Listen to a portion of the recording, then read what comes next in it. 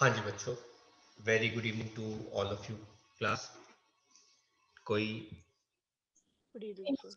मुझे बताएगा कि हमने लास्ट क्लास में कहाँ तक किया था?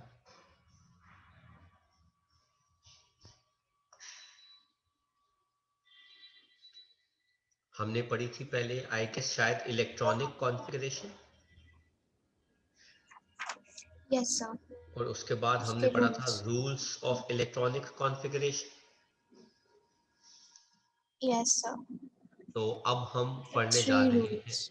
3 रूल्स पढ़े थे। ठीक है, एक बार जरा मैं आपको रिकॉल करा दूं जो हमने रूल्स पढ़े थे इलेक्ट्रॉनिक कॉन्फ़िगरेशन के। पहला रूल था maximum electrons that can be accommodated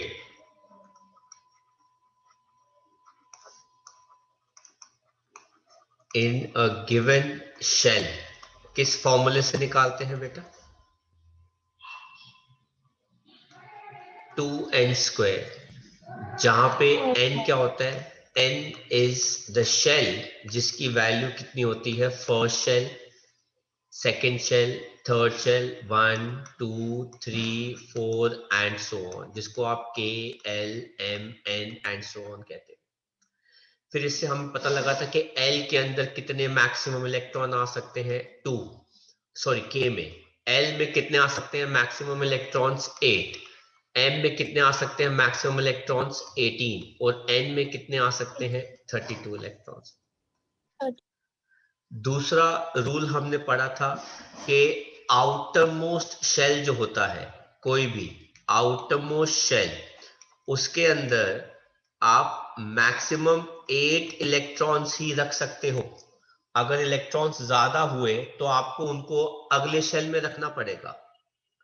और थर्ड रूल कहा था कि जब तक लोअर एनर्जी शेल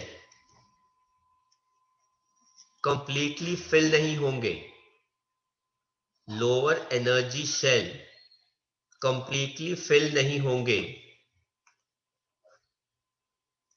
हम आगे नहीं बढ़ सकते। then only we can move ahead। तो तभी हम आगे जो है वो बढ़ सकते हैं। आई होप आप लोगों को ये सब याद है बेटा। तो हम यस सर। आगे बढ़े बेटा, हटा रहा हूं मैं ये। और अब हम बात कर रहे हैं इलेक्ट्रॉनिक कॉन्फ़िगरेशन की। लेकिन इलेक्ट्रॉनिक कॉन्फ़िगरेशन पढ़ने से पहले हम कुछ डेफिनेशंस पढ़ेंगे, जिसमें पहली डेफिनेशन हमारी आती है एटॉमिक नंबर। इसको हम किससे करते हैं रिप्रेजेंट? जी से। तो अगर आपसे कोई पूछे डेफिनेशन एटॉमिक नंबर की क्या होती है, तो by definition it is the number of protons present inside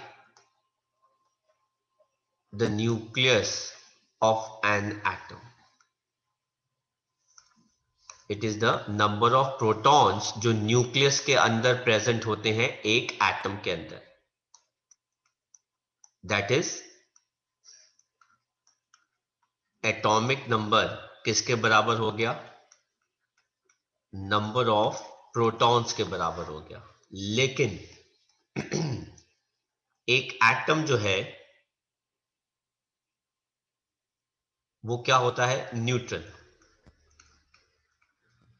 एक एटम जो है वो क्या होता है? न्यूट्रल। सर वो न्यूट्रल क्यों होता है? क्योंकि उसके अंदर number of electrons are equal to number of protons.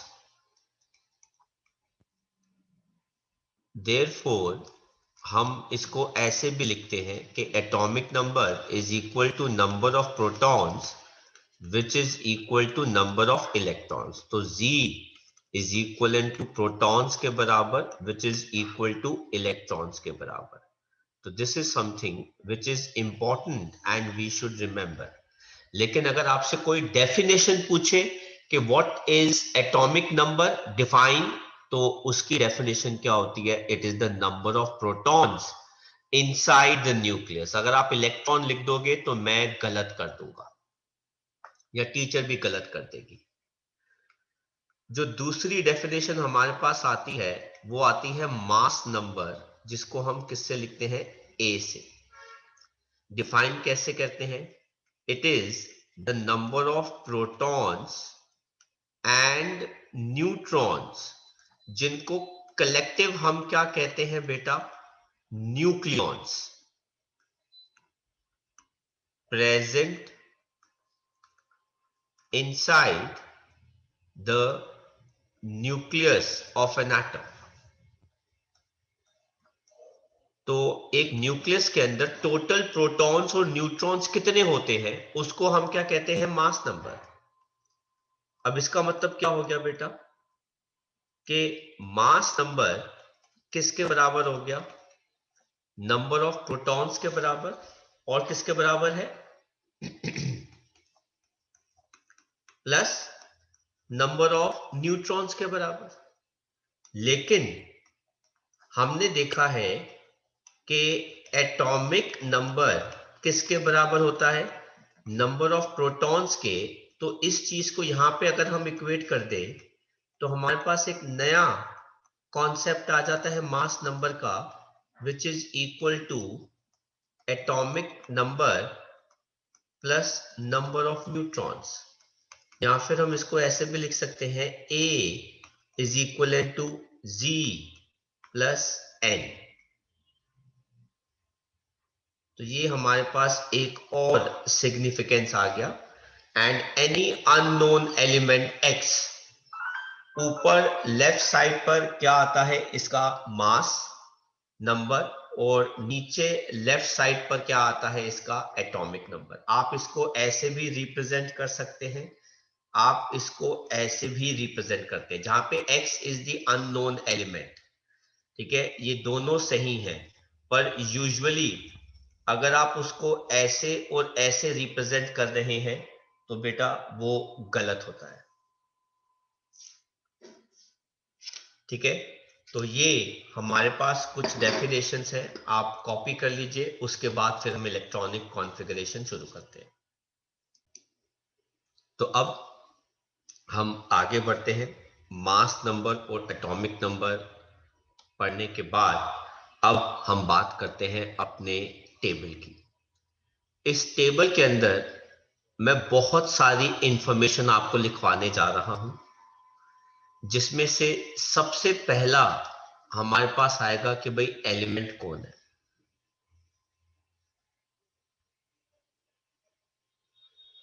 उसके बाद हम बात करेंगे उसके मास नंबर की, जिसको हम यहां पे कह सकते हैं एटॉमिक मास।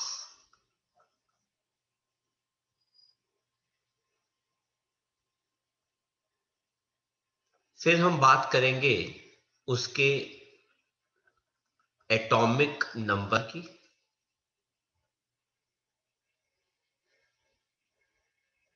फिर हम बात करेंगे कि उसके अंदर प्रोटॉन्स कितने हैं। एक्चुअली प्रोटॉन्स और इलेक्ट्रॉन्स दोनों बराबर ही हैं।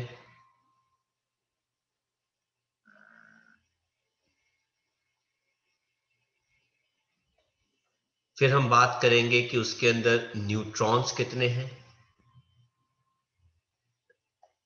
फिर हम बात करेंगे कि उसकी इलेक्ट्रॉनिक कॉन्फ़िगरेशन क्या है as per the rules K, L, M, N।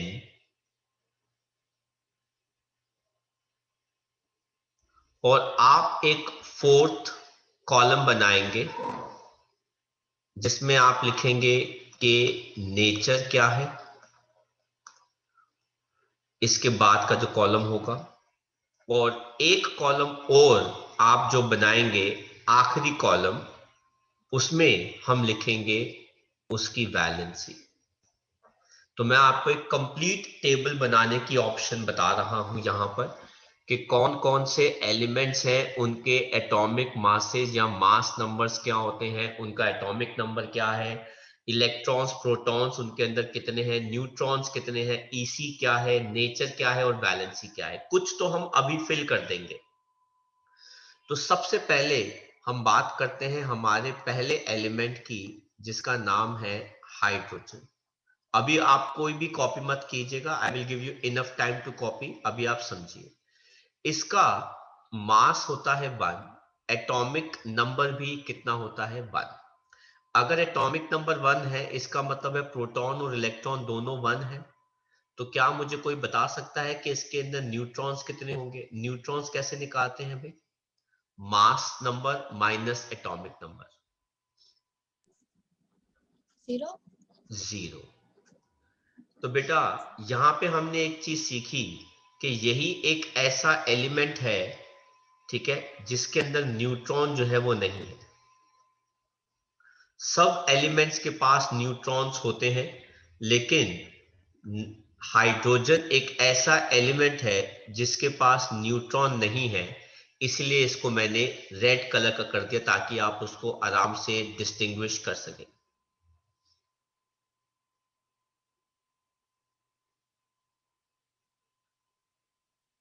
अब हम वापस चलते हैं और बात करते हैं, अगर इसके पास एक ही इलेक्ट्रॉन है तो इसका एक इलेक्ट्रॉन किस शेल में आ जाएगा? के शेल में। तो इसकी कॉन्फ़िगरेशन कितनी हो गई? 1। दूसरा जो हमारा एलिमेंट है वो है हीलियम। सिंबल क्या है? He। मास कितना होता है? 4। एटॉमिक नंबर कितना होता है? 2। तो प्रोटॉन्स किसके बराबर है? इलेक्ट्रॉन्स के। वो भी कितने हो गए? 2, क्योंकि ये दोनों कॉलम हमेशा बराबर होते हैं। These two columns are same for atom। किसी भी एटम के लिए ये कॉलम जो है वो क्या होते हैं? सेम होते हैं। तो अगर इसके अंदर इलेक्ट्रॉन प्रोटॉन 2 हो गए तो न्यूट्रॉन कितने होंगे भाई?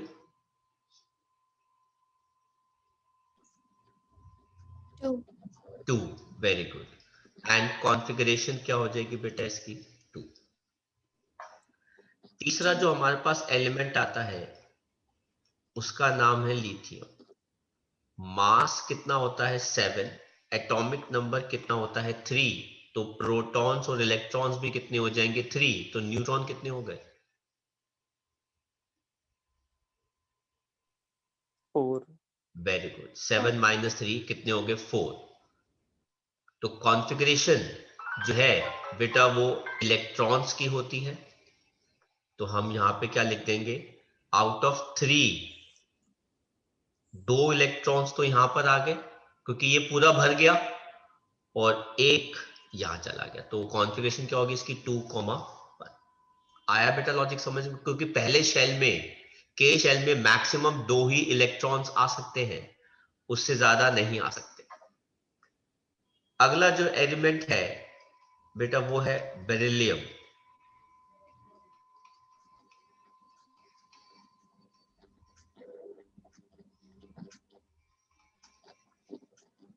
मास कितना होता है? 9। एटॉमिक नंबर कितना होता है इसका? 4। तो इलेक्ट्रॉन्स प्रोटॉन्स भी कितने हो गए? 4। तो न्यूट्रॉन कितने हो जाएंगे?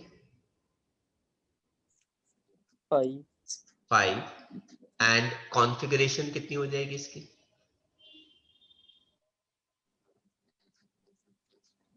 2,2.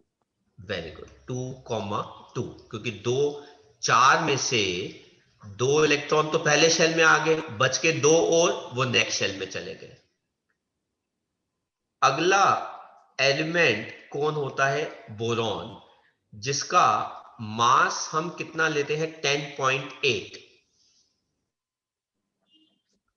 ठीक है। अदरवाइज कुछ केसेस में आप देखेंगे कि उसका मास जो है वो कितना आया हुआ है? 11 भी लिया जाता है। तो इसका मास नंबर 11 है, पर एटॉमिक मास कितना होता है? 10.8। मैं बताऊंगा क्यों।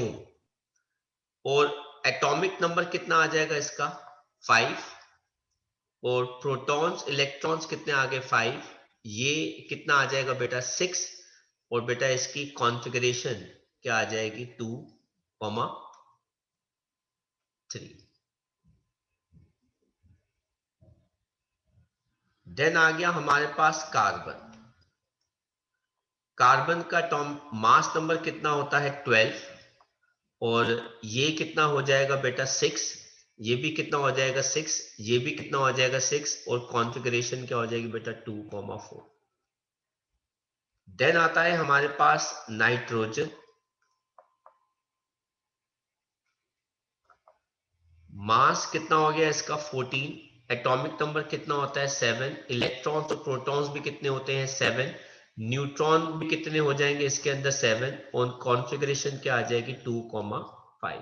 तो देखो पहले शेल में अब 2 इलेक्ट्रॉन ही रहेंगे, बाकी के शेल जो है वो आगे बढ़ते जा रहे हैं। नाइट्रोजन के बाद हमारे पास आता है ऑक्सीजन।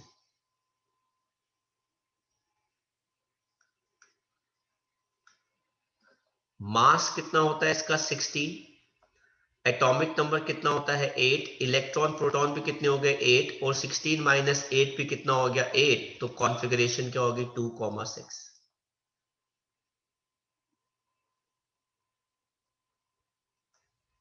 देन आता है फ्लोरीन। मास कितना हो गया 19, एटॉमिक नंबर कितना होता है 9, इलेक्ट्रॉन प्रोटॉन भी कितने हो गए 9, और ये कितना हो गया 10, तो बेटा कॉन्फ़िगरेशन क्या आ गई 2, 7। देन हमारे पास कौन आता है इसके बाद, नियॉन। नियॉन का सिंबल क्या होता है Ne।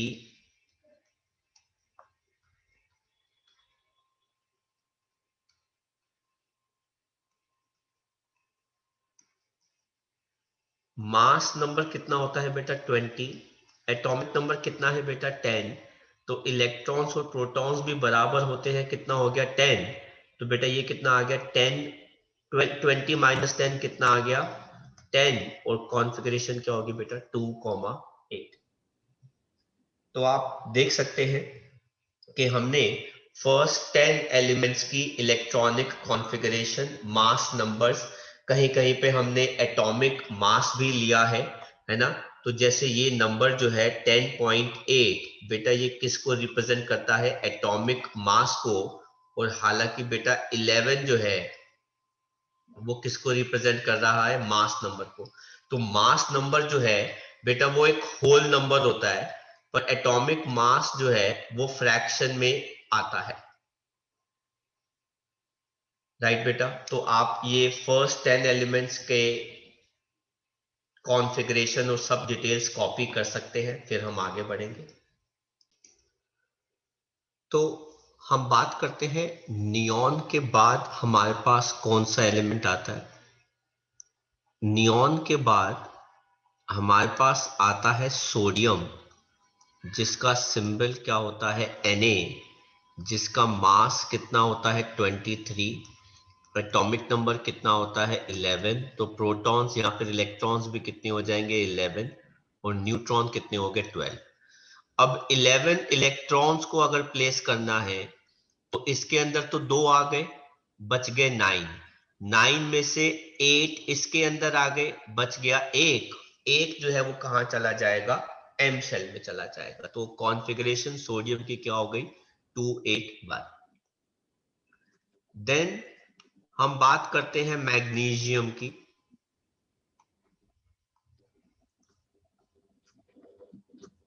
Mass number 24, atomic number 12, electrons protons भी कितने हो गए 12, न्यूट्रॉन्स भी कितने हो जाएंगे 12, एंड कॉन्फ़िगरेशन क्या आ जाएगी 2, 8, 2।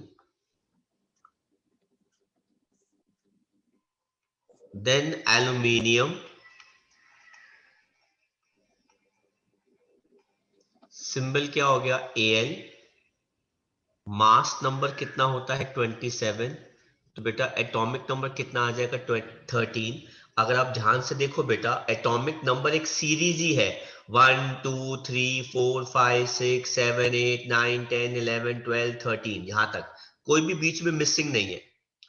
तो इलेक्ट्रॉन्स और प्रोटॉन्स भी कितने हो जाएंगे 13 और न्यूट्रॉन्स कितने हो जाएंगे mass number minus atomic number that is 14 और इसकी कॉन्फ़िगरेशन क्या हो जाएगी 283। देन हम बात करते हैं सिलिकॉन की। एटॉमिक मास नंबर कितना हो जाएगा बेटा इसका 28, सिंबल क्या हो गया SI। एटॉमिक नंबर कितना आ जाएगा 14, प्रोटॉन्स और इलेक्ट्रॉन्स भी कितने हो गए 14 और न्यूट्रॉन भी कितने हो जाएंगे 14 एंड कॉन्फ़िगरेशन क्या हो जाएगी 284, है ना। तो 14 में से 2 इलेक्ट्रॉन्स K में आ गए, 8 इलेक्ट्रॉन्स L में आ गए, दोनों फुली फिल्ड हो गए और फिर बाकी बचे 4 इलेक्ट्रॉन वो M शेल में चले गए। सिलिकॉन के बाद हमारे पास जो एलिमेंट आता है वो है फॉस्फोरस। phosphorus,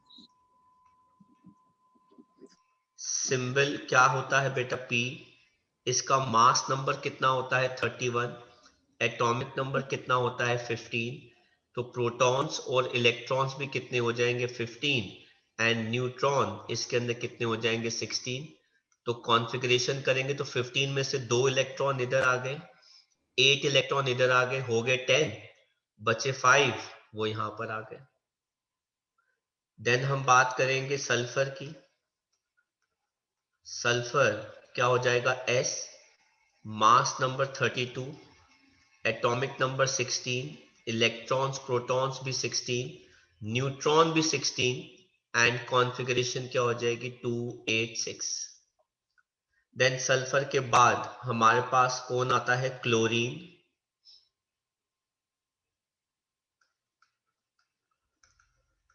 सिंबल क्या होता है Cl। अच्छा, इसका मास नंबर कितना होता है 35, पर हम इसका एटॉमिक मास कितना लेते हैं 35.5। बताऊंगा क्यों, बट अदरवाइज मास नंबर जो है वो होल नंबर होता है, इसलिए वो कितना लेते हैं 35। तो एटॉमिक नंबर कितना आ गया इसका 17 और प्रोटॉन्स और इलेक्ट्रॉन्स भी कितने आ गए 17 और न्यूट्रॉन कितने आ गए 18। तो कॉन्फ़िगरेशन क्या हो गई 287। देन हमारे पास आता है इसके बाद argon. Argon symbol is AR। Then atomic mass उसका कितना होता है, अब कुछ बुक्स में 39 दे रखा होता है, कुछ में 40 है, पर इसका मास कितना होता है 40 और एटॉमिक नंबर कितना होता है 18, इलेक्ट्रॉन्स एंड प्रोटॉन्स भी कितने होते हैं 18, तो ये कितने आ गए 20।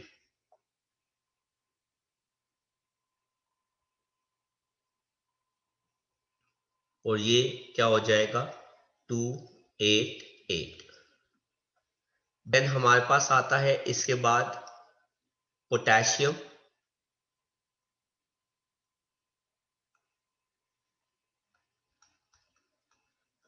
पोटेशियम का सिंबल इज K, मास कितना होता है बेटा 39। आप कहीं जगह पे शायद हो सकता है कि आपको यहां पे 38 लिखा हुआ दिख जाए, but most of the cases में इसका मास जो है वो कितना होता है 40। तो हिसाब से ये कितना आ जाएगा 22 आ जाएगा न्यूट्रॉन्स।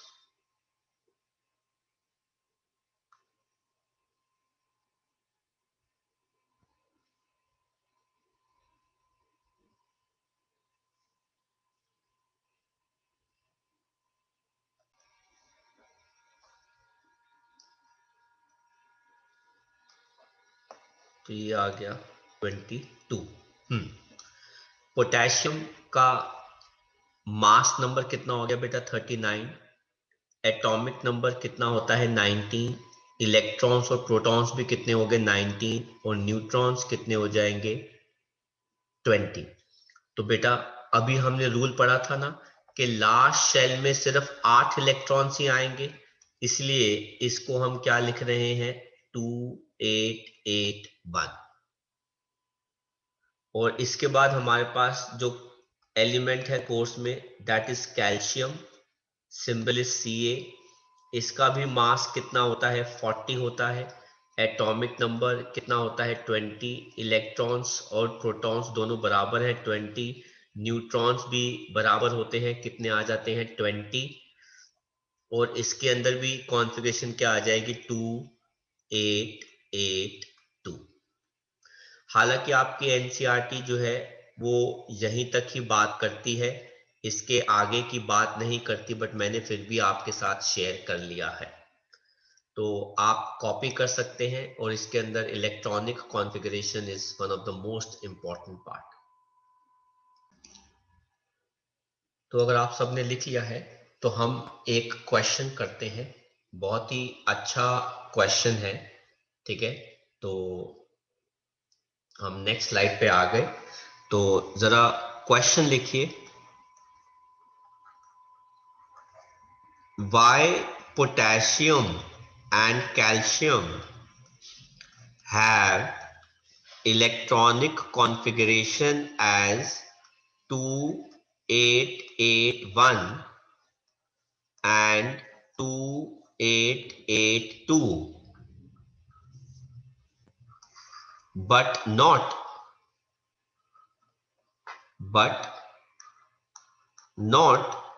289 and 2810,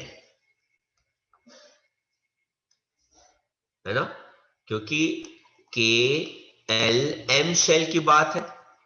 अब इसके अंदर मैक्सिमम 2 आ सकते हैं, इसके अंदर मैक्सिमम 8 आ सकते हैं, इसके अंदर तो मैक्सिमम 18 आ सकते हैं।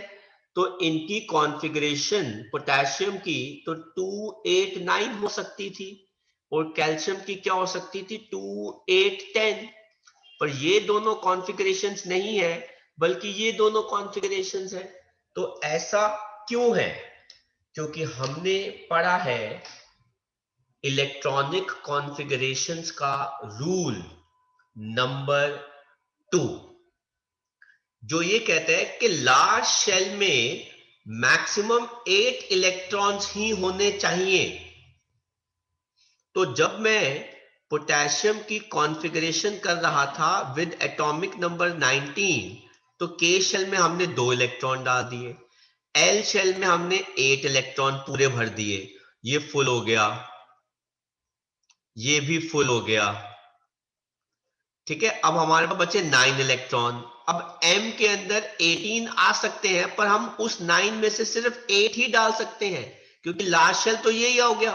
तो इसके अंदर मैक्सिमम 8 आ सकते हैं। अब बच गया 1, तो बेटा वो नेक्स्ट शेल में चला जाएगा। Same goes in case of calcium, 20, तो 2 इसमें आ गए, 8 इसमें आ गए, 10 हो गए, बचे 10। तो 10 में से तो मैक्सिमम 8 इसी में आ सकते हैं अभी तो, क्योंकि m में तो लास्ट शेल हो गया, अभी ये आगे तो हम गए ही नहीं। m is the last shell, पर हमारे पास 2 इलेक्ट्रॉन बच गए, तो वो हमने कहां पे प्लेस कर दिए, सेकंड में प्लेस कर, एल शेल में प्लेस कर दिए। तो लिखिए इस क्वेश्चन का आंसर। आप बेशक जगह छोड़ सकते हैं क्वेश्चन को बाद में कॉपी करने के लिए। लिखिए, देखो, rule number 2 of EC says, rule number 2 of EC says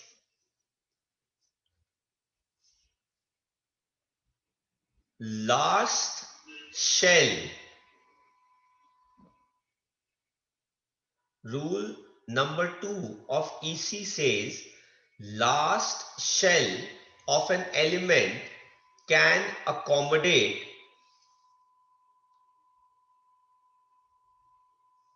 last shell of an element can accommodate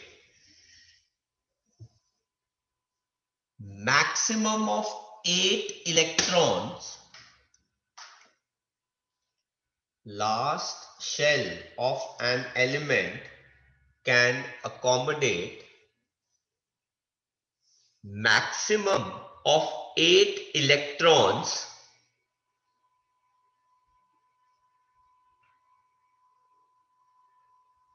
bracket में लिखिए, even though it has capacity of more,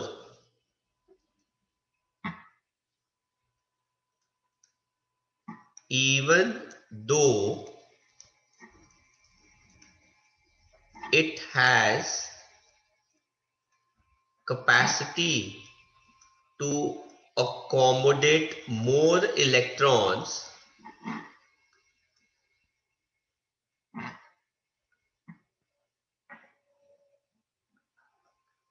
bracket band,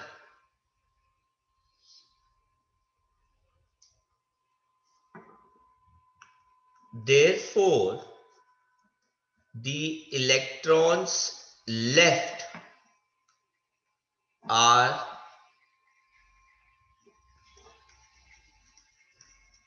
filled in next shell.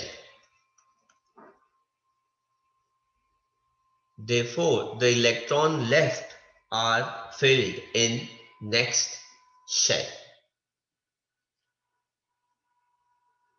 कर लीजिए, copy कर लीजिए। Yes sir. तो इसके बाद हम देखते हैं नेक्स्ट हमारा टॉपिक क्या आता है। एक डेफिनेशन पढ़ रहे हैं हम, वैलेंस इलेक्ट्रॉन्स। ये क्या डेफिनेशन होती है? Electrons which are present in कौन से शेल, वैलेंस या फिर लास्ट शेल, उनको हम कहते हैं valence electrons.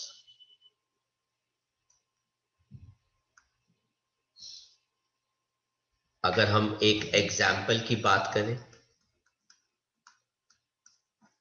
Sodium atomic number 11, configuration 281, तो ये हो गया के शेल Lm। तो इसके अंदर which is the valence shell, last shell कौन सा है?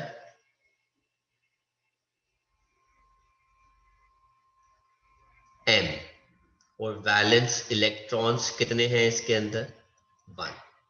तो M is the valence shell और 1 is the last electron. Then हम अब बात करते हैं नेक्स्ट डेफिनेशन, मेटल्स क्या होते हैं। तो elements with valence electron 1 or 2 or 3 are metals। तो वो एलिमेंट्स जिनके वैलेंस इलेक्ट्रॉन्स 1 या फिर 2 या फिर 3 होते हैं, उनको हम क्या कहते हैं? मेटल्स।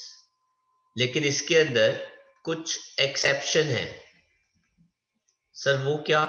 हाइड्रोजन जिसके पास एक ही वैलेंस इलेक्ट्रॉन है, जो एक्चुअली में क्या कंसिडर किया जाता है? Non metal. और हीलियम जिसके वैलेंस इलेक्ट्रॉन 2 है, वो क्या कंसिडर की जाती है? नोबल गैस या फिर इनर्ट गैस। ऐसे ही हमारे पास नेक्स्ट डेफिनेशन आती है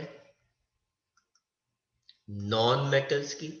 ये सारी डेफिनेशंस हम अपने प्रीवियस चैप्टर्स में भी पढ़ चुके हैं और फिर हम दोबारा पढ़ रहे हैं। नॉन मेटल्स क्या होते हैं? Elements having valence electrons 4 or 5 or 6 or 7 are non-metals।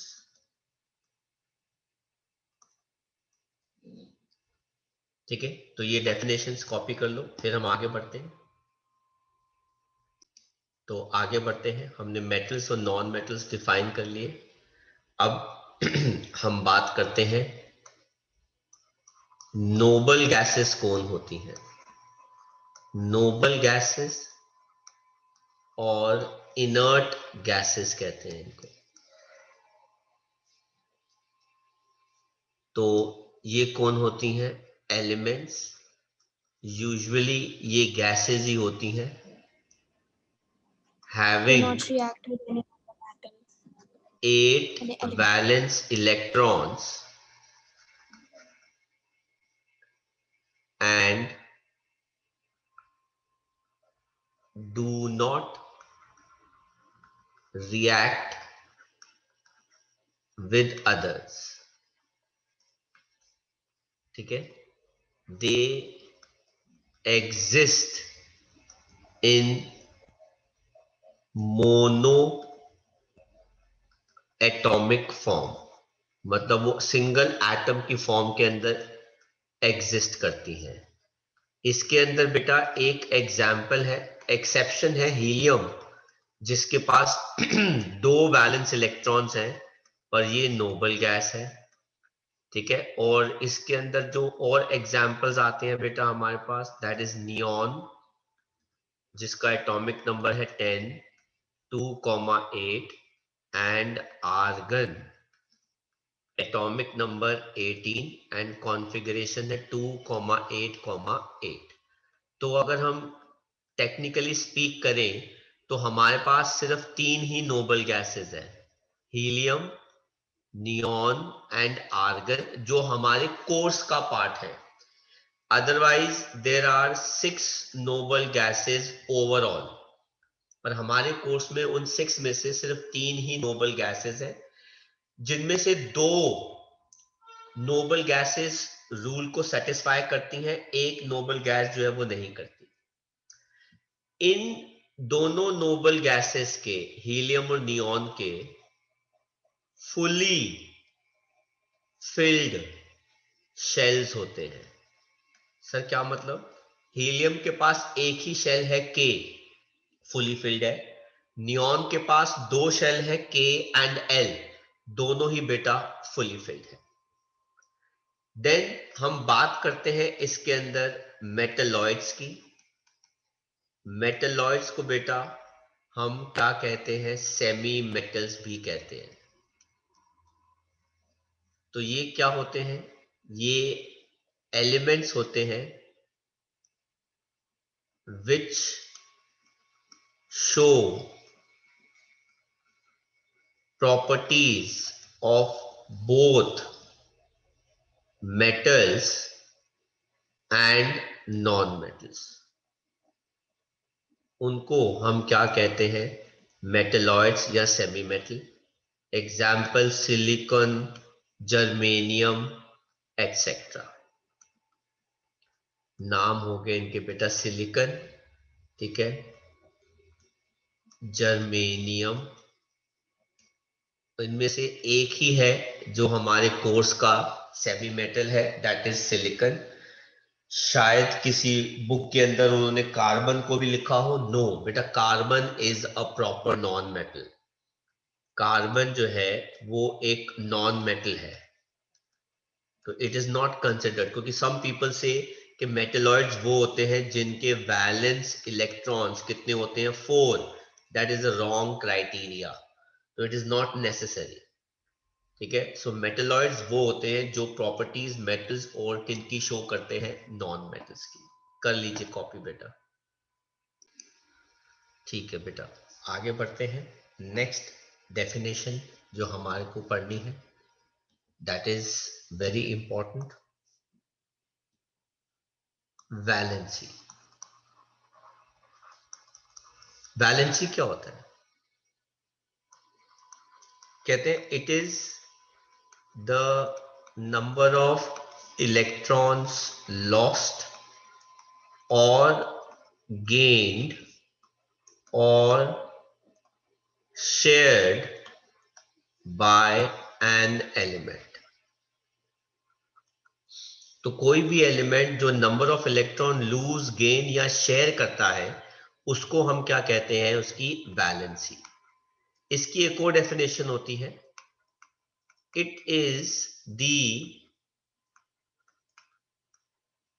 Combining capacity, it is the combining capacity of an element। मतलब वो कितने इलेक्ट्रॉन लेकर, देकर या शेयर करके कंबाइन कर रहा है, उसको भी हम क्या कहते हैं, वैलेंसी। अगर आपको निकालनी है वैलेंसी ऑफ मेटल्स तो कैसे निकालते हैं? It is it's valence electron. तो जो भी मेटल है उसके जो वैलेंस इलेक्ट्रॉन है वही उसकी वैलेंसी है। वैलेंसी अगर आपको नॉन मेटल्स या फिर सेमी मेटल्स की निकालनी है तो उसको कैसे निकालते हैं? 8 minus valence electrons. This is how you find the valency of a non metal या फिर सेमी मेटल। कैसे? 8 माइनस वैलेंस इलेक्ट्रॉन्स। और वैलेंसी नोबल गैसेस की क्या होती है? 0। सर क्यों? Because they do not lose or gain or share electrons as they are what?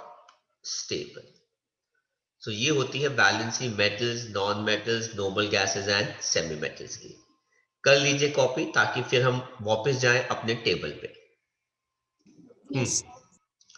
तो हम चलते हैं अपनी प्रीवियस स्लाइड।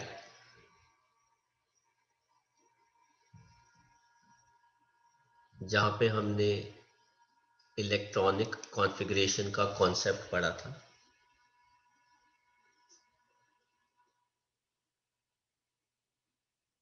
इसके पहले का टेबल जो था वो हमने ड्रॉ किया था, जो हमारे पास अभी नहीं है, ठीक है। पर हम इसी के साथ आगे बढ़ते हैं और फिर आपको बताते हैं। अब नेचर में हम क्या बताएंगे कि ये मेटल है कि नॉन मेटल है, सेमी मेटल है, नोबल गैस है, और बाद में बताएंगे वैलेंसी। तो बेटा सोडियम, उसके वैलेंस इलेक्ट्रॉन 1 है, तो ये मेटल है, नॉन मेटल है, नोबल गैस है, सेमी मेटल है?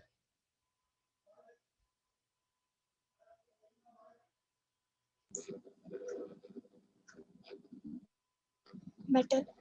Very good. ये क्या है बेटा? मेटल है। तो इसकी वैलेंसी क्या होगी? Valence electron. 1. 1। जिस मेटल्स के लिए जो उसके वैलेंस इलेक्ट्रॉन होते हैं वही उसकी वैलेंसी होती है। मैग्नीशियम के पास 2 वैलेंस इलेक्ट्रॉन है, तो इसकी, ये मेटल है, नॉन मेटल है, नोबल गैस है, सेमी मेटल है? Metal. मेटल। एंड इसकी वैलेंसी क्या होगी? 2. 2। एल्यूमिनियम वैलेंस इलेक्ट्रॉन 3 है, तो ये मेटल है कि नॉन मेटल है, नोबल गैस है, क्या है? Metal. और इसकी वैलेंसी कितनी होगी? 3. 3। सिलिकॉन, ये बेटा सेमी मेटल है, जैसा कि मैंने आपको बताया था।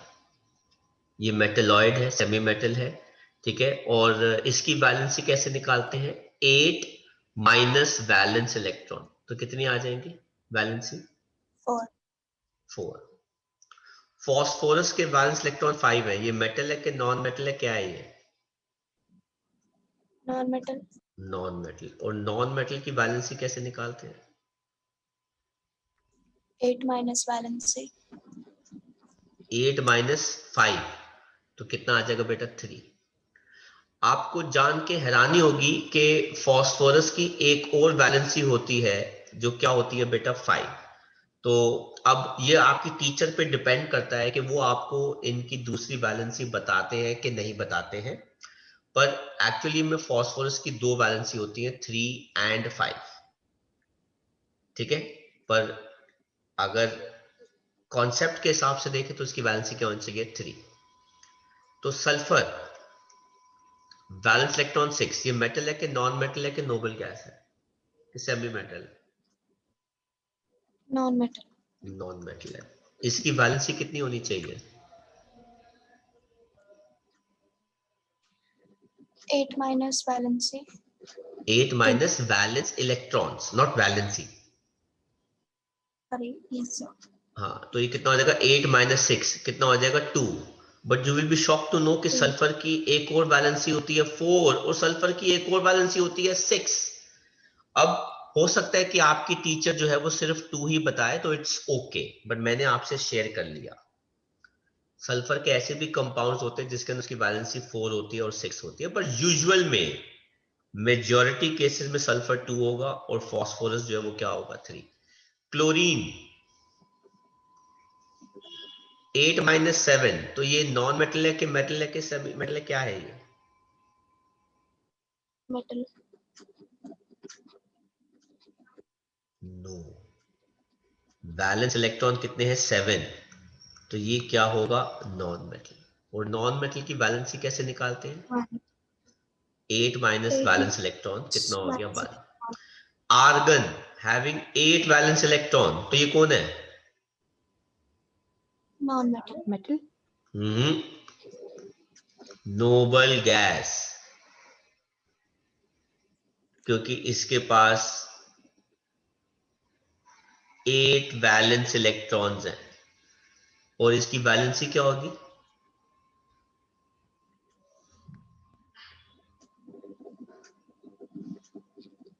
0.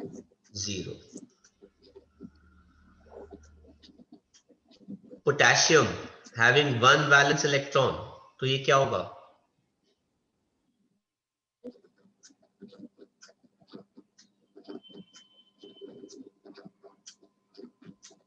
बताओ भाई, potassium with 1 valence electron metal है नॉन मेटल है क्या Metal. है? मेटल। Metal. तो इसकी वैलेंसी कितनी Metal. होगी? 1. Valence electron 1. Calcium with valence electron 2 metal है नॉन मेटल है क्या है? Metal metal. वैलेंसी Metal कितनी with होगी? valency 2. 2. 2। Is that clear? Yes, sir. है ना? तो आप सोडियम से लेके कैल्शियम पूरा कॉपी कर लीजिए, उसके बाद फिर हम हाइड्रोजन से लेके नियॉन तक का कॉन्सेप्ट करेंगे, और जैसे जैसे मैंने मार्क किया है वैसे वैसे आप मार्क कर लीजिए।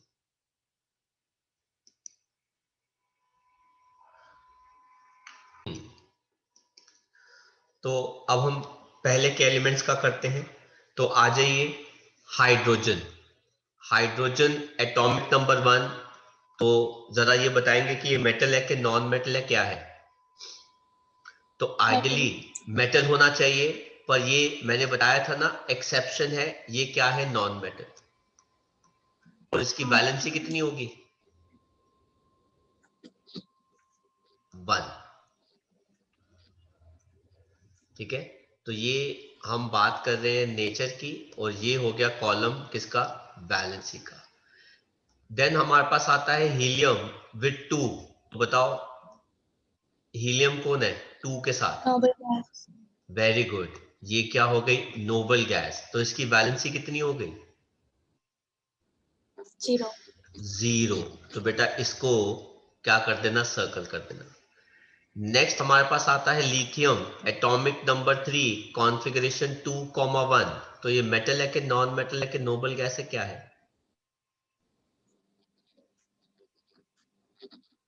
Metal. मेटल। एंड इसकी वैलेंसी क्या हो जाएगी?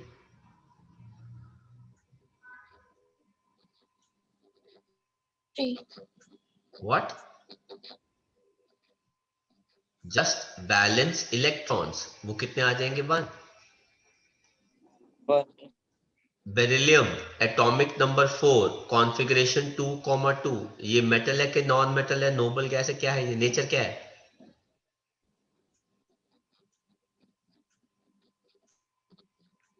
Non-metal. No, it's a metal. Element with valence electron 1, 2, 3 are metals. Valency क्या होगी?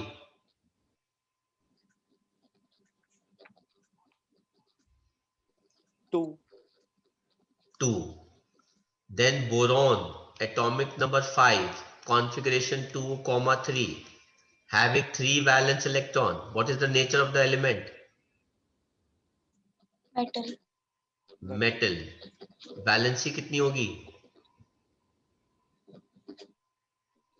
3. 3।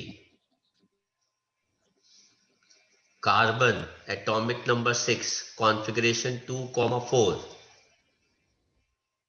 What is the nature?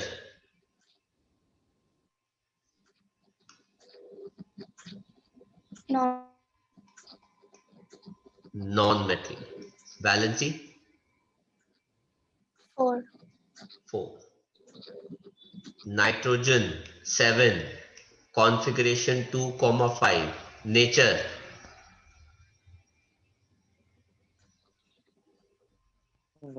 Non-metal. valency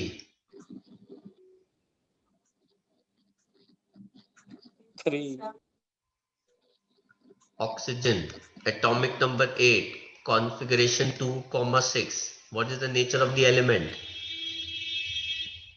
Metal. Metal. Non-metal. It's a non-metal. And what is the valency? 2. 2. Then fluorine 9 configuration 2,7. Nature क्या हो जाएगा इसका? Non-metal. And valency?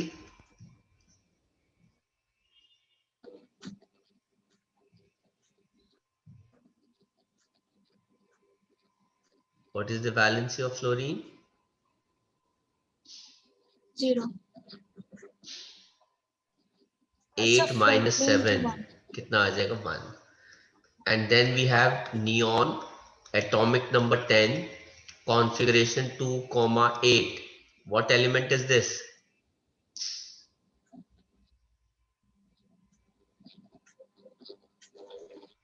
Metal.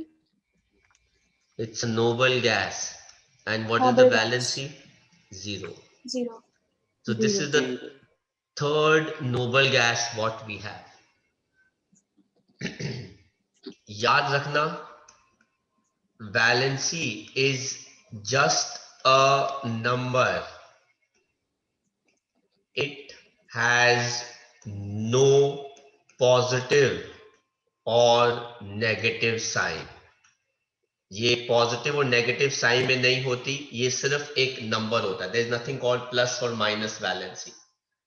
So this is what you can copy for the first 10 elements. और बाकी के हमने 12 elements के कर लिए हैं कॉन्सेप्ट पूरा, कॉन्फ़िगरेशन एंड एवरीथिंग. तो आप इसको कॉपी करते हैं कर लीजिएगा और हम मिलेंगे नेक्स्ट क्लास में जिसके अंदर हम इसका फर्दर पार्ट जो है वो कंटिन्यू करेंगे. तो मेरी तरफ से टाटा एंड बिरला है.